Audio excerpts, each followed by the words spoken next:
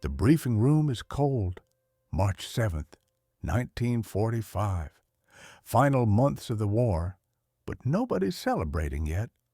Major Hendricks stands at the map, pointer tracking our route deep into Germany, further than we've gone in weeks. Ground support mission. You'll be hitting supply lines near Kassel, 200 miles into enemy territory, in and out fast. 200 miles. That number sticks with me, not because of the flight distance, but because of what it means if something goes wrong. My wingman is Lieutenant Carter, Danny Carter. We've been flying together since training. 73 missions, never lost each other. He's sitting next to me, 22 years old, farm kid from Iowa. Best damn pilot I've ever flown with. Instinctive, fearless, loyal. The mission is straightforward. 6 P-47 Thunderbolts hit the rail yards, strafe supply trucks, deny logistics to retreating Wehrmacht forces. Late war operations. Germans are falling back, but still dangerous, still capable, still equipped with heavy anti-aircraft defenses. The Thunderbolt is built for this. Rugged aircraft can take punishment. 7 tons of fighter bomber that brought hundreds of pilots home despite damage. But 200 miles is 200 miles. Deep penetration, long flight over enemy territory, plenty of opportunities for something to go wrong. Intelligence officer details the flak concentrations, known anti-aircraft positions, areas to avoid. But it's Germany in 45. Flak is everywhere. Evasion briefing. If you go down, you have your escape kits, silk maps, compasses, emergency rations. Head west. Avoid main roads. Move at night. Standard briefing. We've heard it dozens of times. Procedures memorized. But this time feels different. This time the distance matters more. Carter catches my eye, grins, that farm boy confidence that never wavers. 200 miles, hell, I walked further than that checking fence lines back home. His joke breaks tension. Other pilots laugh. But underneath, we all understand the reality. 200 miles on foot through Germany is death sentence. We suit up, flight gear, Mae West life preserver, parachute harness, 45 automatic, escape kit in pocket. Preparing for mission. We expect to complete. The P-47s are waiting. Massive radial engines, 4 50 caliber machine guns in each wing, external fuel tanks for the long flight. Beautiful and deadly. Pre-flight checks, walk-around inspection, everything nominal. These aircraft are maintained perfectly. Ground crews, no pilots' lives depend on their work. Carter's plane is next to mine. He's doing his own checks. Methodical, professional. Same routine we've done 73 times before. See you up there. Stay on my wing. We'll make this quick and clean. He nods, thumbs up, climbs into his cockpit. Familiar ritual that's kept us alive through 2 years of combat. Engines start. The R-2800 roars to life. 18 cylinders, 2,000 horsepower. The sound that means safety, means power, means getting home. Tower clears us for takeoff. 6 Thunderbolts rolling, gaining speed, lifting off, climbing into gray March sky over Germany. Formation flying. Carter on my right wing, exactly where he should be. Exactly where he's always been. Perfect position, perfect distance. We cross the Rhine, leave Allied territory, enter Germany, enemy territory spreading below. Cities, forests, roads, all hostile now. The mission is routine for 90 minutes. Navigation perfect, Formation tight. No enemy contact, just long flight into Germany's interior. Then we see the target, rail yards near Kassel, supply trucks, exactly what intelligence predicted, exactly what we're here to destroy. We roll in for the attack, 6 Thunderbolts descending, picking targets, the rail yards spread below like a model layout, organized, vulnerable. My target is a line of freight cars, probably ammunition, probably fuel, the kind of target that explodes beautifully when you hit it right. Carter stays on my wing. We're attacking together, coordinated, the way we've done it 73 times. Trust and timing perfected through experience. Diving now, speed building, altitude dropping, the ground rushing up, targets getting larger, finger on trigger, waiting for range. 1,200 feet, 1,800 now. I open fire, 8 .50 caliber machine guns. The Thunderbolt shudders, tracers walking into the freight cars, hits sparking, metal tearing. The freight cars explode, fuel or ammunition, massive fireball, black smoke mushrooming, mission successful. Pull up, climb away. That's when the flak starts. Not the predicted positions, not the areas we plan to avoid. New guns, mobile anti-aircraft, positioned exactly where we're pulling out. The sky fills with black bursts, 80 tortoise shells, close enough to rock the aircraft, close enough to hear over the engine, close enough to kill. I'm jinking hard turns, changing altitude, trying to be unpredictable, trying to get out of the kill zone. Carter is still with me, still on my wing, still exactly where he should be.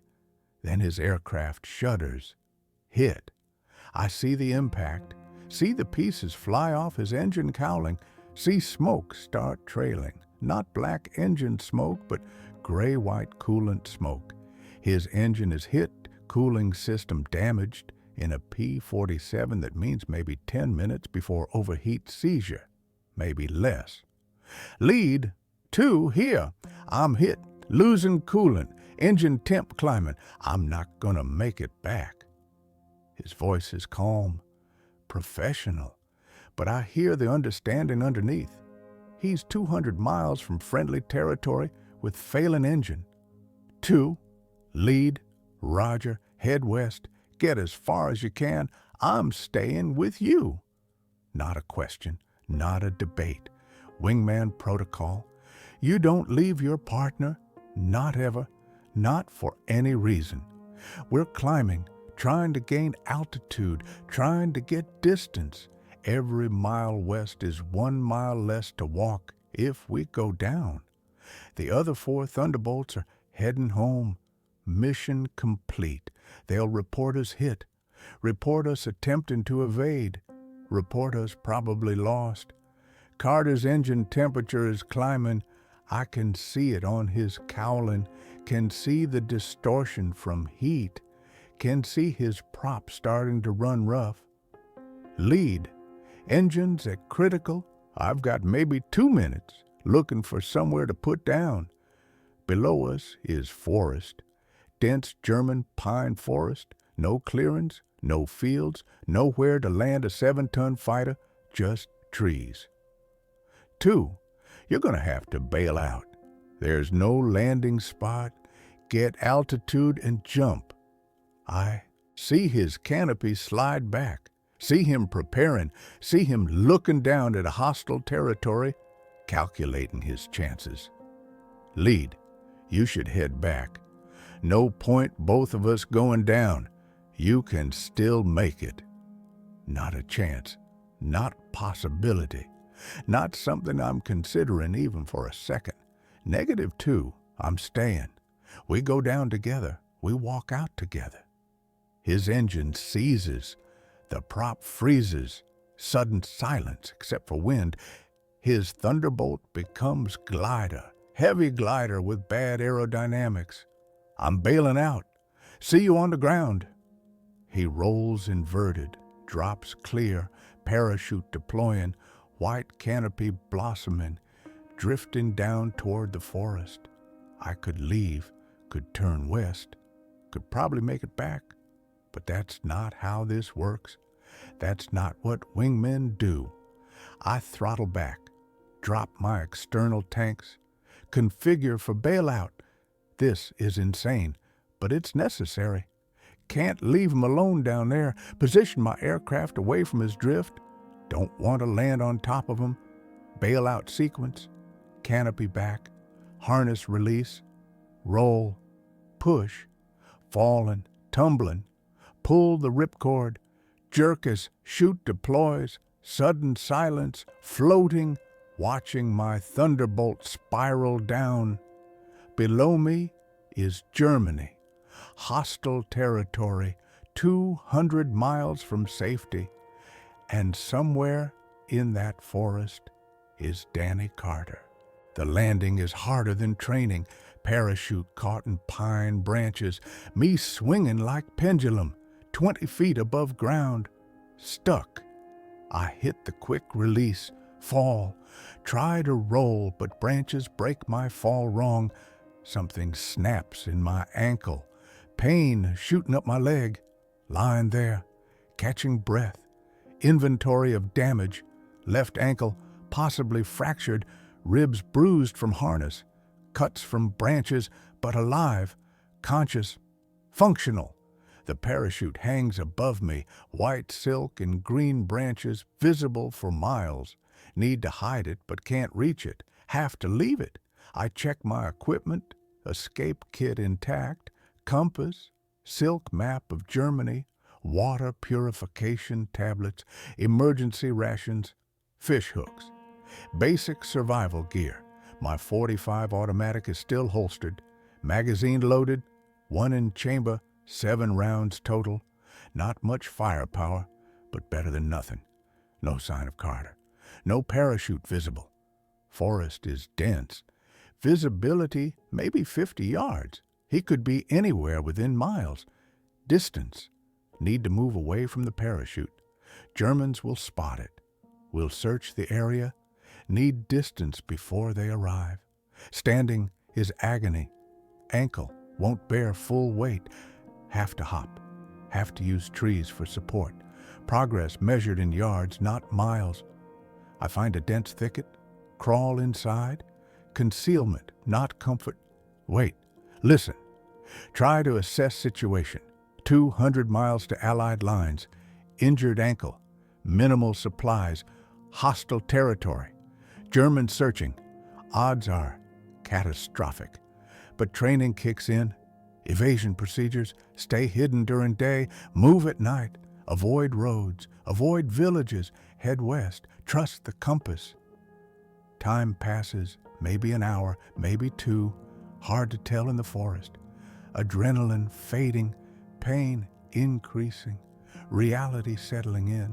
Then I hear it, someone moving through forest, heavy footsteps, breaking branches, German patrol searching for downed pilots. I freeze, .45 in hand, safety off, ready to defend myself, but hoping invisibility is enough, hoping they pass by. Voices, German, close, maybe 30 yards, discussing search pattern, mentioning parachute, mentioning American pilots, mentioning orders to capture. They pass, gradually, sounds fading, continuing their search away from my position, luck or divine intervention. Doesn't matter which. After they're gone, after silence returns, I try to move. Ankle is swelling, getting worse, not better. Need to find Carter, need help, can't do this alone. Navigation by compass, heading roughly toward where I saw his chute drift, maybe half mile, maybe more, distance uncertain in dense forest. Progress is slow, painful, stopping frequently to rest, to listen, to avoid making noise that attracts attention. Then I hear it, low whistle, signal we agreed on back in training. 2-tone pattern, recognition signal between flight members. I whistle back. Wait, whistle again. Another response. Closer. We're finding each other. Carter emerges from undergrowth, limping, face scratched, but alive, grinning despite circumstances. Knew you'd do something stupid like bail out with me. Couldn't leave well enough alone. His farm boy humor, even here, even now, the personality that makes him good wingman, that makes him good friend. We compare injuries. His right knee is bad, twisted on landing, swelling visible. My ankle is worse.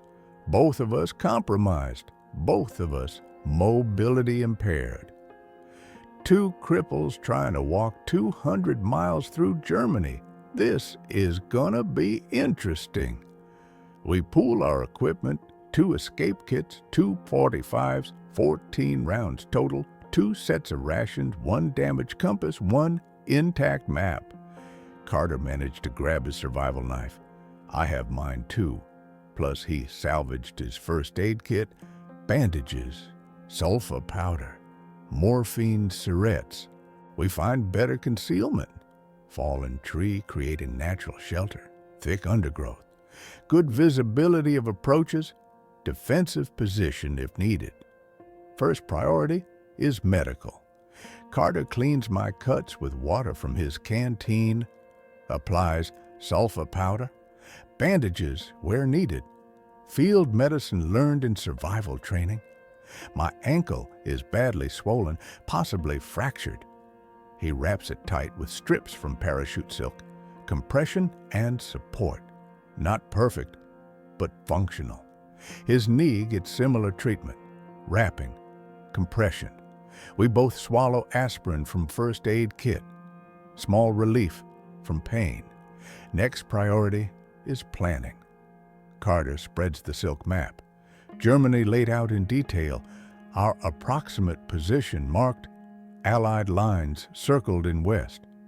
200 miles, give or take, through German territory, with Wehrmacht everywhere, patrols searching for us, civilians who might report us.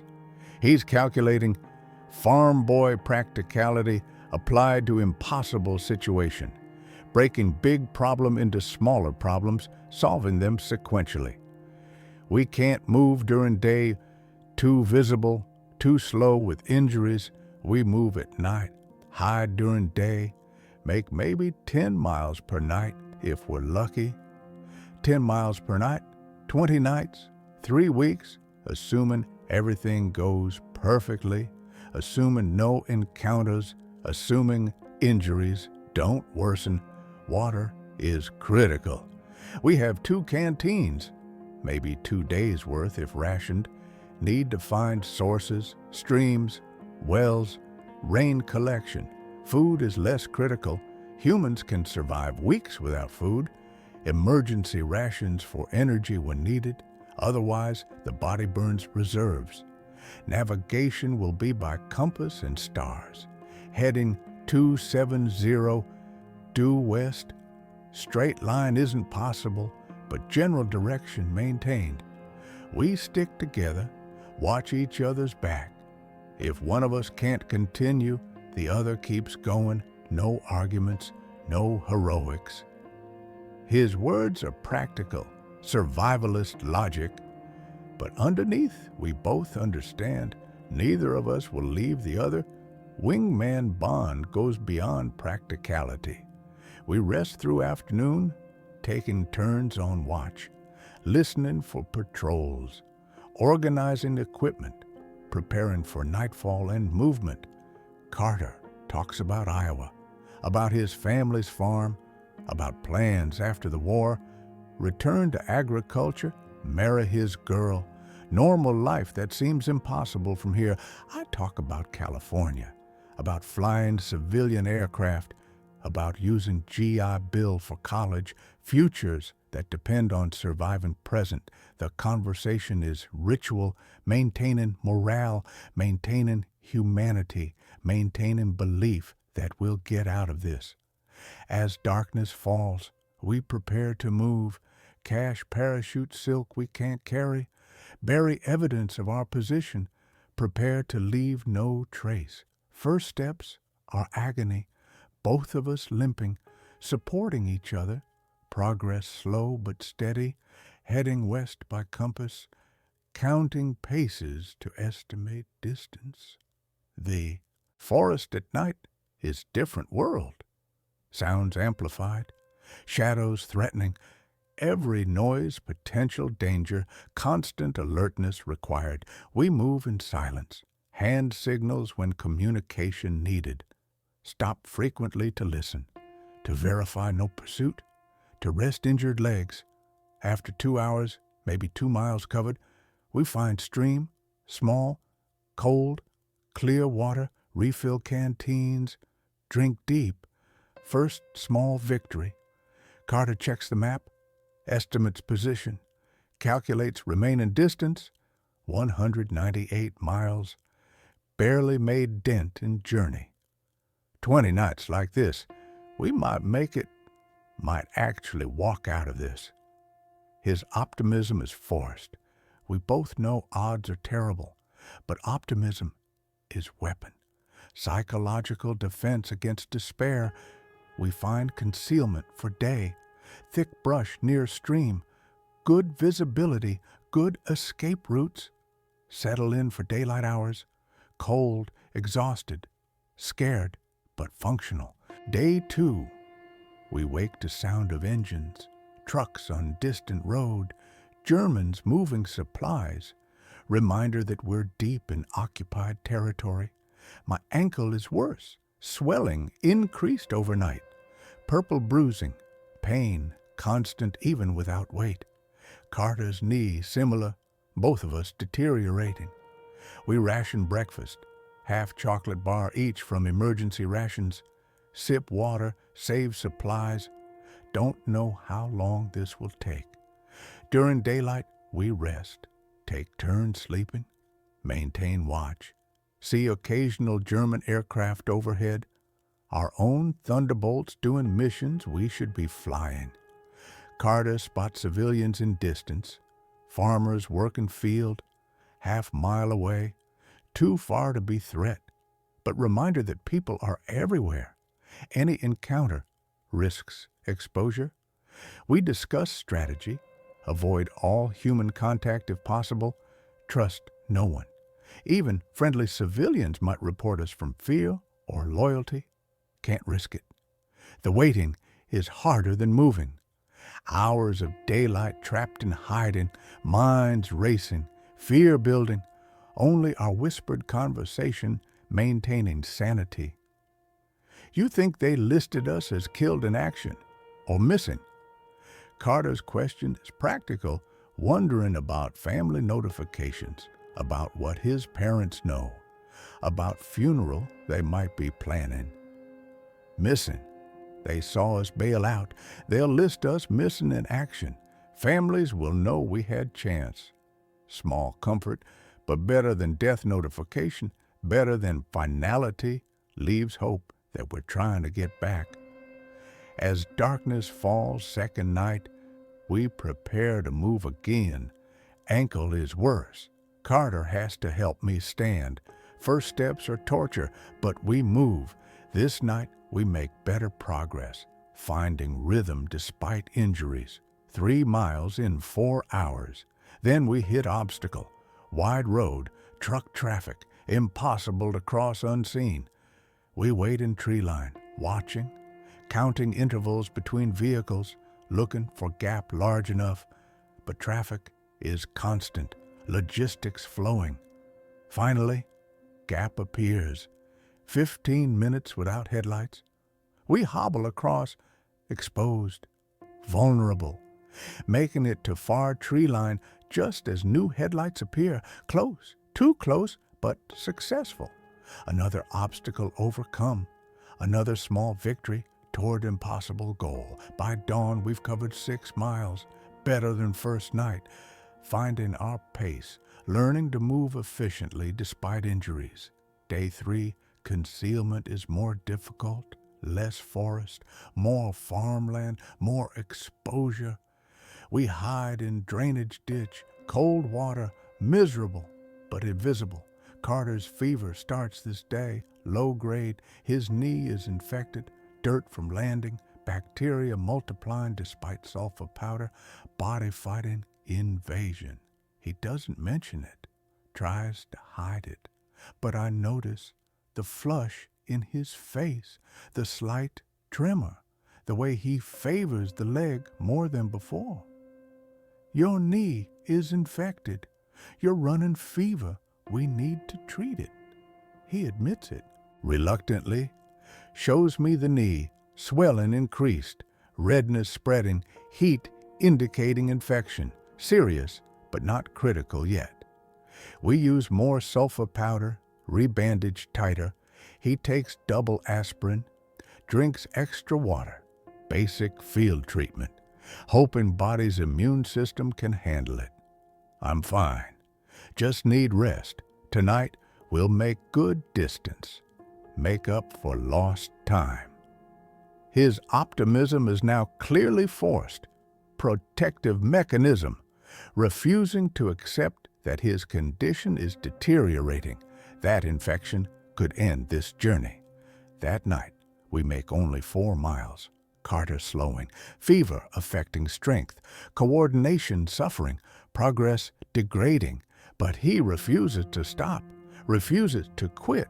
Farm boy stubbornness, wingman loyalty, determination that borders on dangerous but admirable. 5 days in, we've covered maybe 25 miles, 1/8 of journey. Carter's infection worsening, my ankle no better, supplies dwindling, situation deteriorating. Day 6 brings close encounter. We're hiding in barn, abandoned structure, seemed safe until farmers arrive with wagon, children playing nearby. We're concealed in hayloft, barely breathing, 45s drawn, hoping invisibility holds, hoping children don't climb up, hoping farmers leave quickly. 2 hours frozen in position, muscles cramping, fear absolute. Children playing directly below us, voices innocent and terrifying. Finally, they leave. Family moving on. We remain frozen another hour, ensuring they're truly gone, ensuring no return, then carefully descending. Too close. We can't use buildings anymore.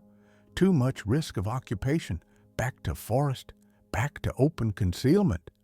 Carter agrees. His fever is higher now.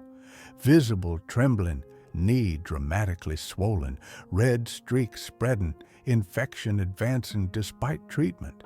That night, he can barely walk. We make 2 miles, stopping frequently, his weight on my shoulder, both of us crippled, both of us failing. Morning of day 7, decision point. We can't continue like this. Progress too slow. Carter's condition too serious. Something has to change. You need to go ahead. Move faster without me. I'll hide, rest, recover, catch up when I'm better. His suggestion is logical, practical, but completely unacceptable. Violates every principle of Wingman protocol, violates friendship, violates honor. Not happening. We're staying together. We'll rest here, let you recover, then continue together. We find good concealment, thick forest, reliable water source, defensible position. Settle in for recovery period. Gamble, that time will help not hurt. I hunt small game with knife, catch fish from stream with makeshift trap. Supplement rations, protein for healing, basic survival skills from training.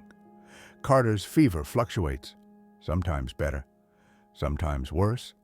Infection fighting body. Body fighting infection. Outcome uncertain. Days 8, 9, 10. We remain stationary. I forage, maintain security, change bandages, ration medicine, do everything possible to help him recover. He talks more during fever, about Iowa, about family, about regrets, about things unsaid, conversations of someone considering mortality. If I don't make it, if you have to leave me, you tell him I tried, tell him I wanted to get home, tell him I'm sorry. I refuse to accept that possibility, refuse to discuss it, focus on practical care, on healing, on maintaining hope, even when logic suggests otherwise. Day 11, improvement, fever breaks, Carter is more lucid, more energetic, knee still infected but stabilized, body winning the fight. We need to move. We've been here too long, too much risk. I can walk, not fast, but I can walk. We resume movement, night 12, slow but steady, making 4 miles, progress renewed, hope restored. Maybe we can still do this. But we've burned through supplies, rations gone, water purification tablets exhausted, ammunition unchanged. Still have that, still have defense if needed. German patrols seem less frequent now. Either search has moved elsewhere or we've moved beyond search zone. Either way, less pressure, less fear. Carter teaches me about edible plants, farm knowledge applied to German forest, identifying safe foods, avoiding poisonous ones, survival education in real time. We're becoming competent at this, learning to read terrain, to predict patrol patterns, to find water, to move silently. Evolution from pilots to survivors. Night 13, we cross major river, swimming in March water, freezing, dangerous, but necessary. No bridge, no ford, just swim. Both of us, hypothermic after shaken uncontrollably, have to build small fire. Risk detection. Risk everything. But we'll die from cold otherwise. The fire saves us. Drying clothes, warming bodies, restoring function. But smoke risks exposure. We extinguish it quickly. Move away. Hope no one noticed. Day 14. Carter's infection returns. Fever spiking again. Knee worse than before. The cold water, the exertion. It triggered relapse. His condition deteriorates rapidly. Fever higher than before. Confusion starting. Red streaks extending up thigh. Sepsis developing. Critical situation. We need penicillin, proper antibiotics, medical care. I can't treat this with field supplies. But we're still deep in Germany, still miles from lines, still surrounded by enemy. Medical care means capture, means end of evasion. No capture. I'd rather die free than in POW camp. We keep moving. Maybe I'll improve. Maybe we'll make it. His stubbornness, his determination, admirable but illogical. He needs help, needs treatment, needs hospital. Night 14, we make 1 mile. Carter delirious. Fever over 104. I'm carrying most of his weight, dragging him more than walking. I find abandoned hunting cabin, basic shelter, roof, walls, concealment, place to rest, to make decision, to face reality. Inside I lay him down, check his knee. Infection is catastrophic, pus draining, flesh necrotic, blood poisoning spreading. He's dying. Danny, listen to me. You need real medicine, real doctors. We're close to a town. I can find Germans, surrender you, get you help. He's barely conscious, barely comprehending, but he hears and he responds. No surrender, no capture, you promised. Wingman protocol, we finish together or not at all. His fever breaks briefly, moment of clarity, moment of understanding, moment when he knows truth, knows he won't make it. You have to leave me, have to continue alone. You can make it. I'll just slow you. I'm already gone. The words I've been dreading, the conversation I hope to avoid, the impossible choice he's forcing me to make. I'm not leaving you. We're staying here. You'll recover. We'll continue together. But we both know truth. Both understand reality. Infection, this advanced, is death sentence without proper medicine, and we have none. Night 15, his fever reaches 105, convulsions starting, body shutting down, organs failing, time running out. I hold his hand, talk to him, remind him of missions we flew, of times we saved each other, of friendship forged in combat. Your family, I'll find them. Tell them you were brave. Tell them you fought. Tell them you never quit. He squeezes my hand. Acknowledgement, permission, release, telling me it's okay to let go, okay to continue without him. Get home, tell the story, remember me, that's all I ask. His breathing becomes labored, irregular, body struggling, infection winning, death approaching. Morning of day 16. Danny Carter stops breathing, stops fighting, stops suffering. My wingman, my friend, gone. I sit with him for hours, processing, grieving, understanding that I'm alone now. That journey continues solo. That burden of survival and testimony is mine.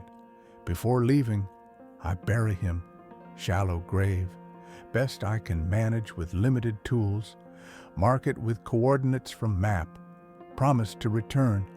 I take his dog tags, his personal effects, his wedding ring he was saving for the girl back home, items to return to family, proof of what happened.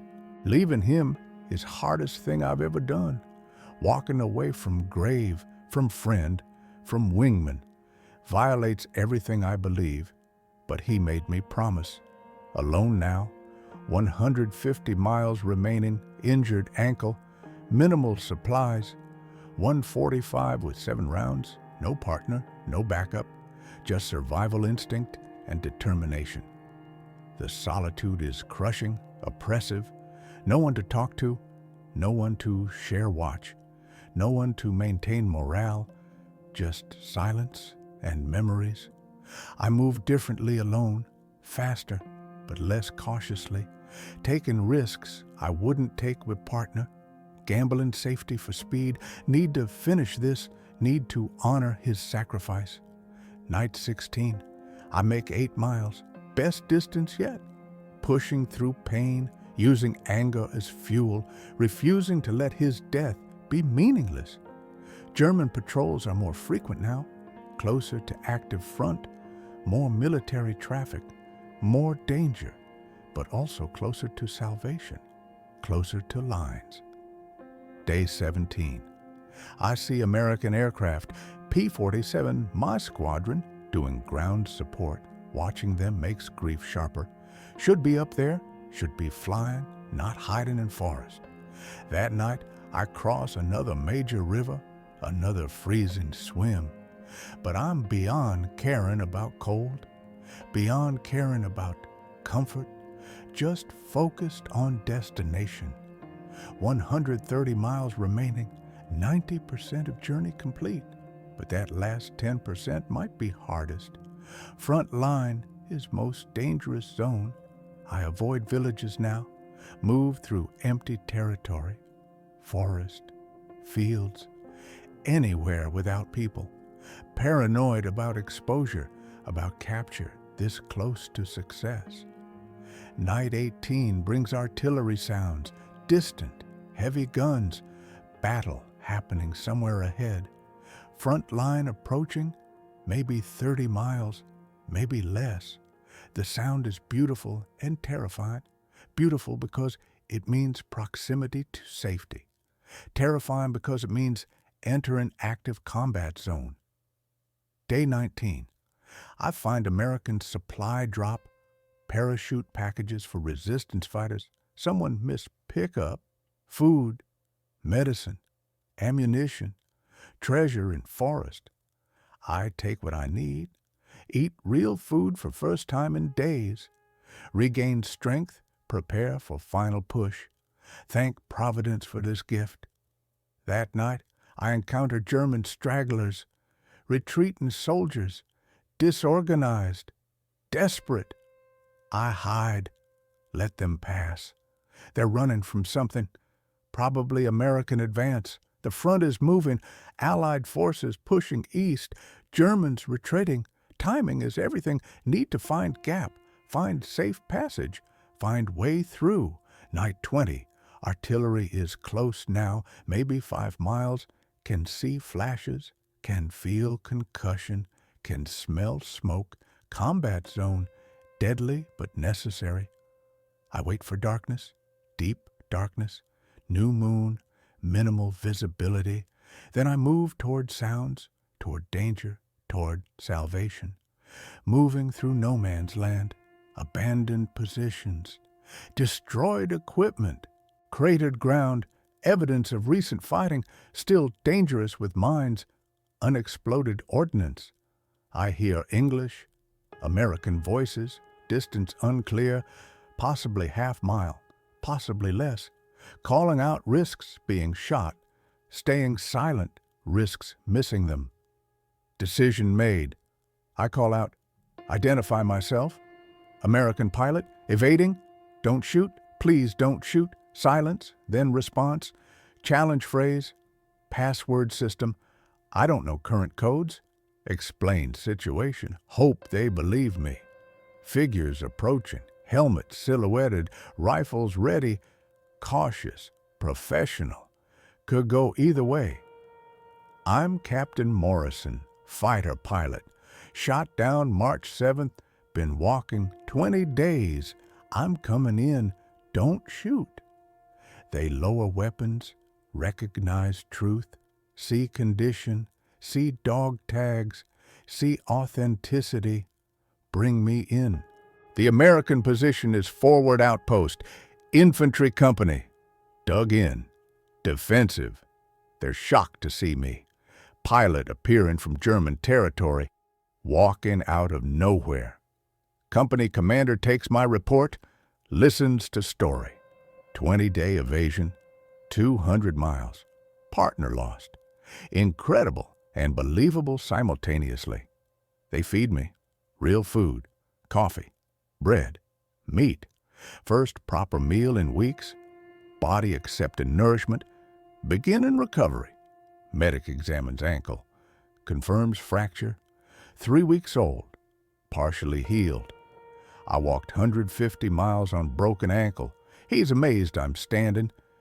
I ask about evacuation, about getting back to squadron, about reporting. Commander arranges transport, jeep ride to battalion, then field hospital. But first I show them coordinates, Carter's grave, ask them to recover him when they advance, to bring him home. Promise me. The commander copies coordinates, promises recovery, understands importance, respects the bond, assures me Wingman won't be forgotten. The jeep ride is surreal, sitting in vehicle, moving at speed, safety, watching German territory from Allied side, perspective shift that's mentally disorienting. Battalion headquarters processes me, intelligence debrief, 200 miles of observations, German positions, troop movements, supply routes, information valuable for operations, then field hospital, proper medical care, x-rays confirm fractured ankle, infection in cuts, malnutrition, dehydration, hypothermia damage, but survivable, recoverable. They clean me, feed me, start treatment, antibiotics for infection, cast for ankle, fluids for dehydration, systematic restoration of health. I sleep for 14 hours, real sleep, safe sleep. First time in 3 weeks without watch rotation, without fear, without alertness. Just exhaustion, claiming consciousness.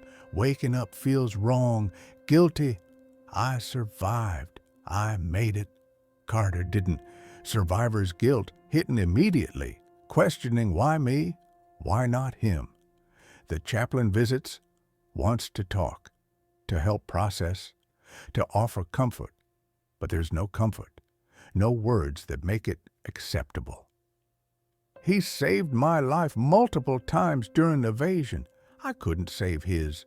Infection killed him. I couldn't stop it, couldn't fix it, just watched him die. Chaplain listens, offers perspective, reminds me I did everything possible, reminds me Carter made own choices, reminds me guilt won't honor his memory. After a week in hospital, I'm transported to squadron rear area. They're shocked to see me, listed, missing, presumed dead, returned from impossible situation. Squadron commander debriefs me, wants full report, everything about Evasion, about Carter, about his death, about burial location. We'll recover him, I promise. When we advance through that area, we'll find him. We'll bring him home. The squadron already sent letters to families, missing in action, presumed captured or killed. Now they have to send corrections, updates, complicated notifications. I write to Carter's family myself, detailed letter, explaining what happened, how he fought, how he never quit, how infection took him, how brave he was. I include his personal effects, dog tags, wedding ring, letters he carried, items that should return home even if his body hasn't yet. The response comes weeks later. His mother writes, grateful for information, grateful he didn't die alone, grateful he had friend with him, gracious despite grief. They ask questions about burial site, about whether he suffered, about final words, painful details, but they need them, need to understand, need closure. Recovery takes months. Ankle heals slowly, fracture complicated by walking on it for weeks, requires surgery, pins, extended rehabilitation. I'm grounded, medically disqualified from flight status. Career as fighter pilot effectively over, 23 years old in combat, flying days behind me. The squadron moves forward. War continues.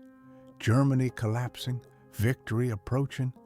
But I'm watching from rear, unable to participate, unable to finish what we started. In May, Germany surrenders, war in Europe ends, victory celebration, but it feels hollow, incomplete. Carter should be here, should see this. After surrender, recovery operations begin, locating graves, identifying remains, repatriating fallen, massive undertaking across Europe.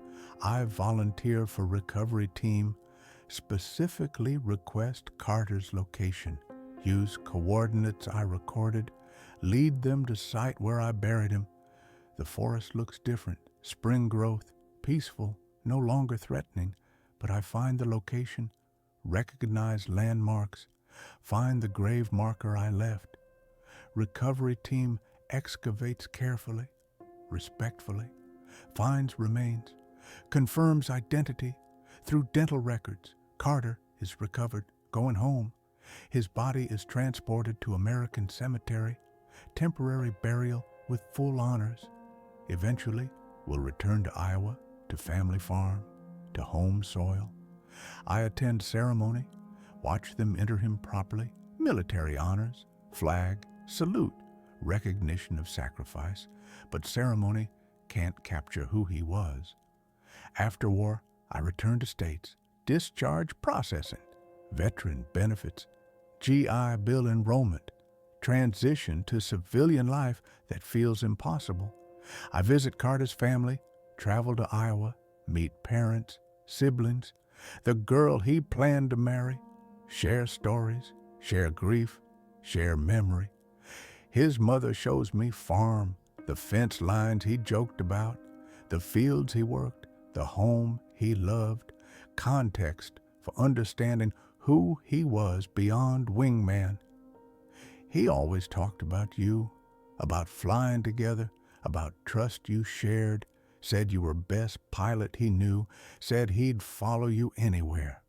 Her words are gift and burden, confirmation of friendship, reminder of responsibility, understanding that I carry his memory forward. The girl he planned to marry asks hardest question. Did he suffer? At the end, was he in pain or was it peaceful?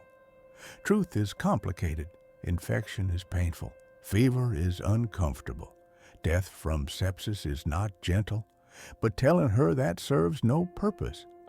He was brave, never complained, talked about you, talked about coming home. The fever made him sleepy. He just didn't wake up, peaceful as possible under circumstances. Partial truth, selective memory, kindness more important than complete accuracy. Giving her version she can live with. I give her his wedding ring, the one he carried, the one he saved for her. She cries, thanks me, puts it on chain around her neck, wears his promise despite unfulfilled future. Years pass.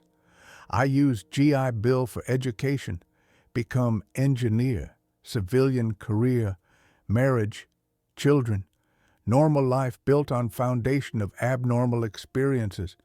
But I never forget, never stop thinking about those 20 days, about decisions made, about friend lost, about impossible journey that one of us completed. In 1965, 20 years after war, I returned to Germany, personal pilgrimage, visiting locations from Evasion, processing memories. The forest where we landed is logged now, replanted, different but recognizable. I find approximate location, stand where we hid, remember fear and determination. The river we swam is peaceful, tourists, fishermen, no hint of war, no memory of desperate crossing, just river continuing its eternal flow. I visit the cabin where Carter died, still standing, still abandoned, interior unchanged. I sit where I held him. Remember last words, remember goodbye. Local Germans are kind, helpful, no animosity, new generation, different country, partnership replacing enmity, healing decades in making. I tell some locals about Evasion, about Carter. They're interested, respectful. Some remember war, remember fear, remember being on other side, shared trauma creating connection. The trip provides closure, not complete, never complete, but acceptance, understanding that past is past, that life continues, that memory honors without imprisoning. I write memoir, detailed account, publish small run, mostly for veterans, for people who understand, for historical record, for Carter's family. The book reaches other evaders, other pilots who walked out, shared experiences creating community, understanding that only participants truly comprehend. Some walked shorter distances. Some had help from resistance. Some were captured, then escaped. Each story unique but connected. Survival lottery where some won. I'm invited to speak. Veterans groups, schools, historical societies, telling story, honoring Carter, teaches new generation about sacrifice and survival. Young people ask questions about fear, about decisions, about friendship, about how two people survive impossible situation. We survived by trusting each other, by refusing to quit, by maintaining hope even when logic suggested hopelessness. Partnership made possible what individual couldn't achieve. The lesson resonates, applicable beyond war, about human connection, about perseverance, about loyalty, universal themes in specific context. Carter's family stays in contact. His nieces and nephews know me as Uncle Jack, honorary family member, connection maintained through decades, his memory binding us. They named children after him, Daniel, Carter, passing his name forward, ensuring memory continues, genetic immortality denied, but memorial immortality achieved. In 1990, 45 years after Evasion, I'm invited to Air Force ceremony, recognition of evaders, medal for successful evasion, delayed honor. The ceremony is respectful, dignified, acknowledging achievement, but I request Carter receive posthumous recognition too. His evasion ended differently, but effort equal. They agree. Present medal to his surviving sister, acknowledgement that he evaded until he couldn't, that infection killed him, not surrender, that he never quit. The recognition helps. Validation that ordeal mattered, that survival wasn't luck, but skill and determination, that Carter's death wasn't failure, but circumstance. I established scholarship. In Carter's name, Iowa State University. Agriculture students, farm kids like he was, funding education, investing in future, making his memory productive. The scholarship continues after my death, endowed, permanent, ensuring generations will know his name, will hear his story, will understand his sacrifice. I'm old now, 80s, but memory remains sharp. Those 20 days more vivid than decades since. Trauma etches deeper than happiness. Survival burns brighter than peace. My children know story. Grandchildren hear it. Family legend, cautionary tale, inspirational narrative. Different listeners hear different messages. Some hear survival story, human persistence against impossible odds, determination, overcoming obstacles, optimistic interpretation that focuses on success.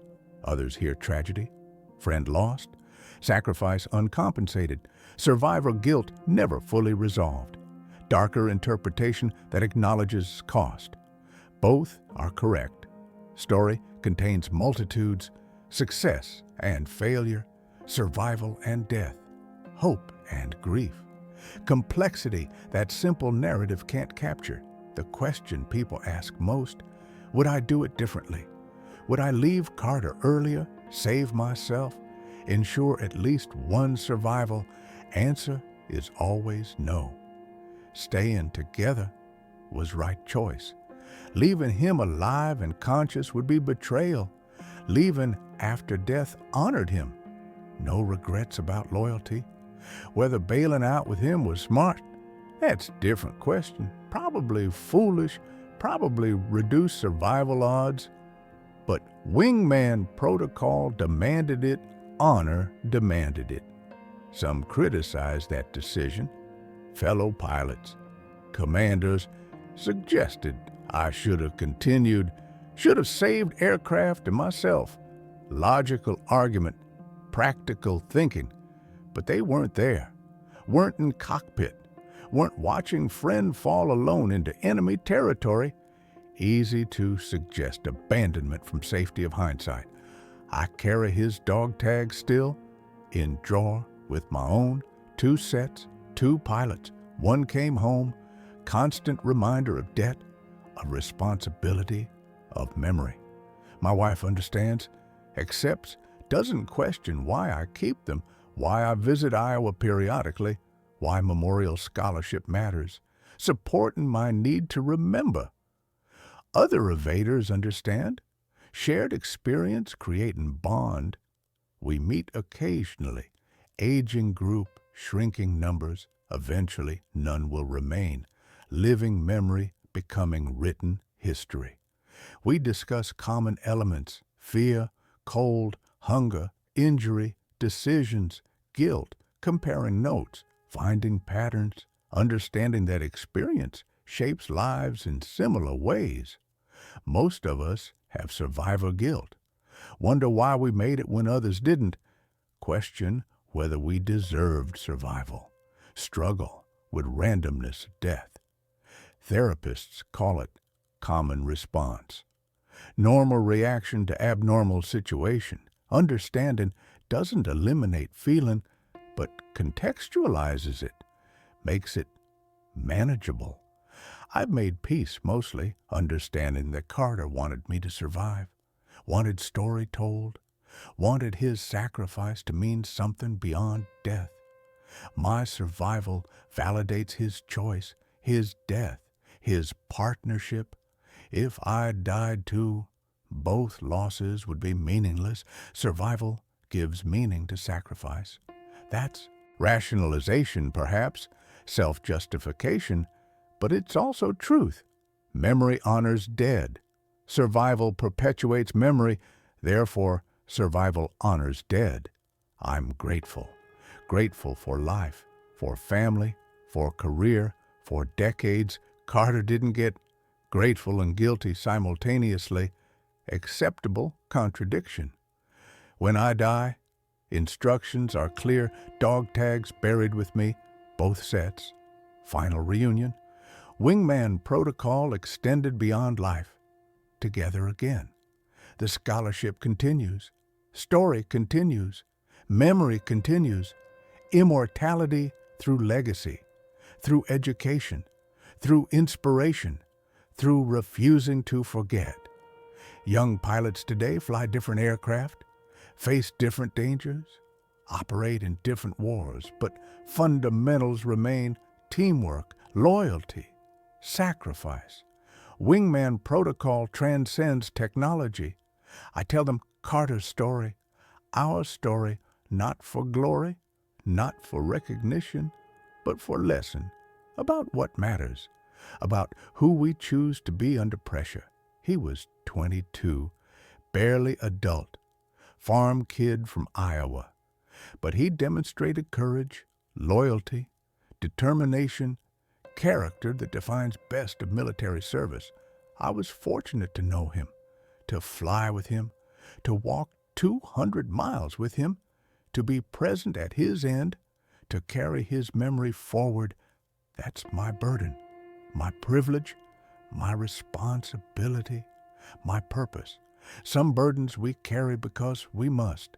This burden I carry because I choose, because honoring him matters more than comfort, more than peace, more than resolution. The story never truly ends. It continues through telling, through scholarship, through memory, through refusing to let sacrifice fade into forgotten history. Every year, on March 7th, anniversary of being shot down, I visit Memorial, stand in silence, remember descent, remember landing, remember beginning of journey. Every year on March 23rd, anniversary of Carter's death, I write letter to him, to memory, to history. Processing grief that time doesn't fully heal. The letters accumulate. Decades of correspondence with ghost, therapeutic ritual, maintaining connection, refusing to accept separation as final. My family understands this ritual, respects it, doesn't question the need. Some losses you carry forever, some debts you can never fully repay. Other veterans have similar rituals, their own commemorations, their own losses, their own unpaid debts. Fraternity of those who survived when brothers didn't. We don't discuss it much, don't need to. Shared understanding transcends words. Glance at memorial, nod of recognition, acknowledgement of common burden.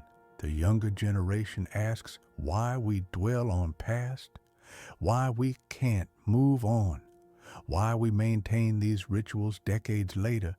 They don't understand yet, haven't faced mortality, haven't lost brothers, haven't carried responsibility of being one who survived. Innocence, I hope they keep, but some will understand eventually through their own wars, their own losses, their own impossible journeys. Joining fraternity, none choose, but some must enter. I hope my story, Carter's story, our story, helps them somehow, provides context, provides framework, provides understanding that they're not alone in grief. That's why I write, why I speak, why I maintain memory, not for myself, for them, for future survivors who need to know others walk this path. Carter would approve, I think. He was teacher at heart, farm kid who explained things patiently, who helped others understand, who found purpose in sharing knowledge. His teaching ended at 22. Mine continues at 80-something, extension of his purpose, continuation of his impact, partnership that death interrupted but didn't end. People say I honor him. They're wrong. He honors me, his courage, his loyalty, his sacrifice. These elevate my survival, give it meaning beyond mere chance. I'm not hero. I'm witness.